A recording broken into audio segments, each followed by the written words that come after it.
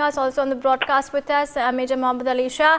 Major Shah, help us understand what exactly has been going on between the Pakistani forces and the Taliban, because for years we saw them fund the Taliban, support the Taliban, and now, especially after the skirmishes along the Afghanistan border, we see this intense sort of rivalry between the two sides. What exactly explains this?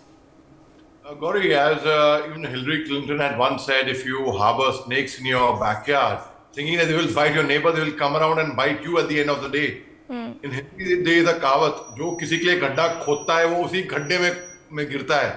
So it is, it's so you sow, so shall you reap. It's karma. It was destined to happen because Pakistan had promoted suicide bombers, they had promoted terrorism, they had promoted the very fact. In fact, when Taliban had come into power in Afghanistan, when they took over the government on 15th August 2021, that time General Faiz Hamid, their ISI chief, ISI is meant to be a secret agency. He went publicly, internationally, with much gang-ho and the whole international media making a big noise about it, and he was very happy over there.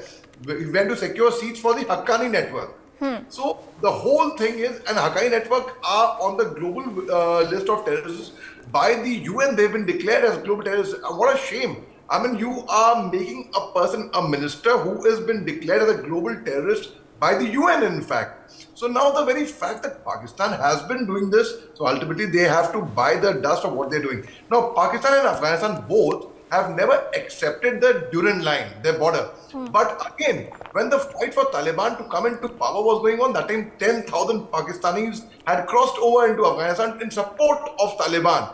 So the very fact now, there was change of government also in Pakistan after Imran Khan. So Imran Khan is accused of supporting Tehreek-e-Taliban Pakistan, and he, in fact, not accused, he is supporting, in fact. And the very fact now, Shahbaz Sharif government, the Prime Minister of Pakistan wears a crown of thrones. Ultimately, as we all know, it's a known fact that the military rules. It's Rawalpindi which rules, not Islamabad. It's the military headquarters, not the political headquarters. Now, the very fact that there is so much of... Now, you see one more thing. Gauri, in 93 blast, Pakistan was behind. You name it. You name the... I'll talk about the latest one, the Pulwama blast, the attacks, be it 26/11, all the attacks was Pakistan behind it. Pakistanis were rejoicing on our sadness of 26/11, but we are more dignified, we've got more elegance and more grace. We are not going to be rejoicing on their fate.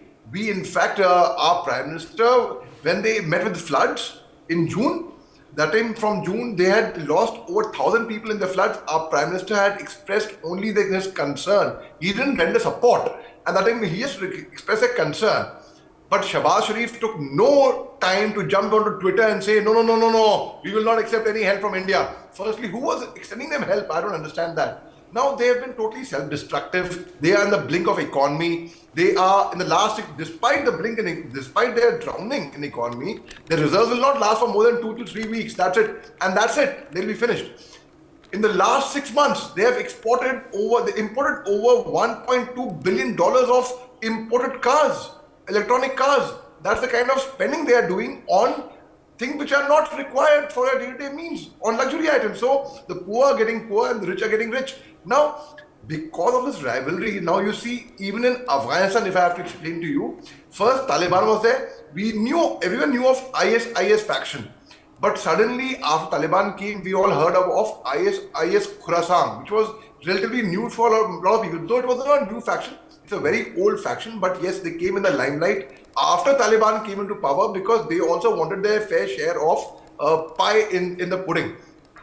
Now, the very fact in Pakistan, they are drowning. They are not just digging their own grave. They have already dug the grave. Now it's the question of just jumping into it and then covering themselves up. So they are on the blink of economy. Imagine a nation which is on the blink of economy, which is still thinking of terrorism. I have fought counter-insurgency in Jammu Kashmir, where we used to see the cross-border infiltrators who would try to attempt to come there and safeguarded the national frontiers 30 meters away from Pakistan border. So we had secured the borders there, but there were many times we came across people who were suicide bombers, who their mission itself was to come and blow themselves up with the maximum casualty. But at the same time, I've served in the Northeast, in Nagaland, Manipur, not a single suicide bomber. Not a single suicide bomber despite fighting counter-insurgency operations in Northeast. Why is it that all the suicide bombers are being manufactured, especially from Pakistan, which specializes in IT? So Major Shah, a larger question then is how and what kind of position does this put India in? Because the fact of the matter is that the Taliban is in power in Afghanistan. We don't have formal relations just yet, but we are not acrimonious to that regime at the moment, because we know what it could mean for India vis-a-vis Pakistan. So what kind of diplomatic and strategic position does this put India in? That's a very good question, very intelligently put across. I would say, wherever there is a problem in our neighborhood, I'll give you an example of a society where we live in, our colony where we live in, or in our locality. If there's a problem in one household, it directly or indirectly affects the entire neighborhood. Everyone would be affected by it. Similarly, when there's a problem in Pakistan, it certainly affects us as well. I mean, because they are our right next door neighbor. So we still have diplomatic ties with Pakistan. We still have an Indian embassy over there. We still have an Indian ambassador. They have an Indian embassy in Delhi. So we still have our diplomatic ties with Pakistan. And I hope they continue. I hope Pakistan is never going to behave itself. They are incorrigible. You can't do anything about it. They are BER in army technology. BER means in army technology in army terminology it is beyond economic repair. It means you cannot do anything about it. Chhod do. That how is going to impact the India and Pakistan relationship? Very good question, because we would not want to actually, हम किसी को छेड़ेंगे नहीं, लेकिन हमें किसी ने छेड़ा तो हम उसे छोड़ेंगे नहीं. We will not mess with anyone. But when Pakistan tried funning with us, we gave them a befitting reply. When the Pulwama attacks happened, we went on airstrikes, and the Balakot airstrike, the surgical strikes of 2016. We have given them a befitting reply. We've entered the territory and we have really given them hell, and we've come back without any casualty. So now, if they try and further stunt with us, we know how to sort them out. But now coming back to the Peshawar blast, yes, it is, they are different sects in Pakistan. There is Deobandi, there is Bareilly, there are different sects over there. There's Shia, Sunni divide, there is a whole lot of inter-divided. It's not a very united community. And they are very bigoted society. So they discriminate against their minorities. One Sikh officer joins the army, it becomes a front page headline. Oh, a minority joined the Pakistan army. What's the big deal? What is a big deal? I don't understand. I am from the minority community in India, but I've never felt so. I've always felt, everyone has been very, very just to me, and my voice has always been heard.